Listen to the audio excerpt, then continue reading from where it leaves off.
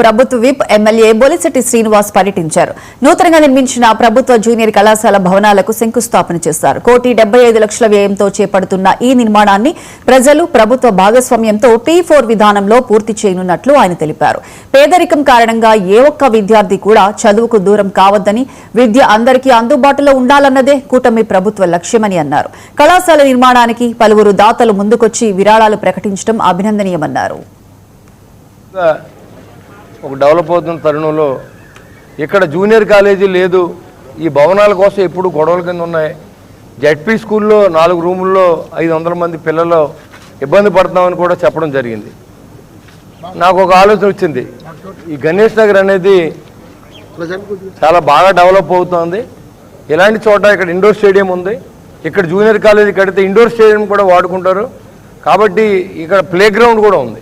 ఎక్కడ కూడా ఇంత ప్లేస్ లేదు. కాబట్టి ఏమైనా ఇక్కడ కట్టడం కోసం నేను కలెక్టర్ గారిని అనుమతి అడిగా. ఇక్కడ మా జూనియర్ కాలేజీ లేదు అని ఆల్రెడీ గవర్నమెంట్ రిప్రజెంటేషన్ చేసాం. ఆర్థికంగా ఇబ్బందులు ఉండడం వల్ల గవర్నమెంట్ నుంచి మనకు డబ్బు రాలేదు గడిచిన 2 సంవత్సరాల్లో. చలంచారి మురళి గారు మా ఇంటికి వచ్చి ఏదో స్వీట్లు అవి పట్టుకొచ్చి ఆయన ఏదో ఇన్వైట్ చేశారు దేనికో. అప్పుడంటే అన్నయ్య గారు నేను 10 లక్షలు ఇస్తానంటే నేను 10 లక్షలు ఇస్తున్నాను, ఆయన ఇస్తా అన్నాడు. తర్వాత పసుపులేటి వెంకటరామారావు పక్కనే ఉన్నారు, నేను 10 లక్షలు ఇస్తా అన్నారు. అలాగే తాతాజీ గారు. దీంట్లో 17 మంది మాత్రమే సరిపోతుంది. ఎందుకంటే ఆ బిల్డింగులకి అన్ని చోట్ల పేర్లు పెట్టవలసిన అవసరం ఉంది. మరి అంతకన్నా ఎక్కువ కూడా మనం దాతల నుంచి డబ్బులు వసూలు చేయాల్సిన అవసరం కూడా లేదు. ఎవరైనా ఉండి ఫినిషింగ్స్ అవి చేసుకుంటే అది వేరు. తర్వాత ముందు స్ట్రక్చర్ కానీ మొత్తం ఫినిషింగ్ అంతా అయిపోవడానికి 1,75,00,000 ఎస్టిమేషన్ వేశారు అధికారులు. ఇది ఎడ్యుకేషన్. ఏనుగుల దాడిలో